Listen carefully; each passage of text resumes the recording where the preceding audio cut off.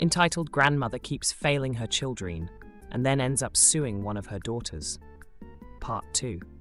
She agreed and told them both she would keep it a secret.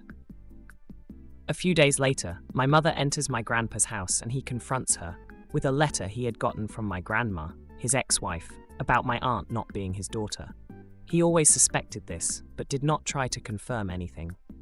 He gladly was not mad at my mum for never telling him, because he knows she was also just manipulated by her mother to not tell anyone.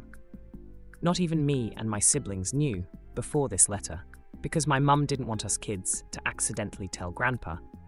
He died a few weeks after receiving this letter. Of course, my mother and aunt were super pissed at her, and my grandma did not see her mistake. So, my aunt also decided to cut ties with her this time. Just as my mum, of course, me and my siblings also blocked her socials and phone number. And you guessed it right. She also started a fight with my aunt now. My aunt has 2 daughters who were about the same age as my siblings and me when my mum and grandma had their first cut-off. And my grandmother absolutely did not want to loose these 2 like she did with my siblings and me.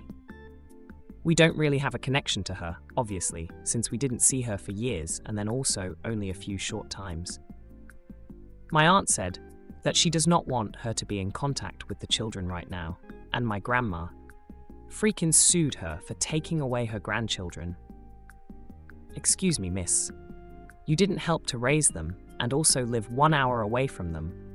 Why the hell do you think you have the right to see them if their parents decide you're not good for them? Sadly, the judge also was a grandmother of a child and felt with my grandma, so she gave her all the help she could. Basically, the result was that my cousins have to write her letters once a month. They weren't even close to being able to write yet. So, yes, my aunt wrote those letters.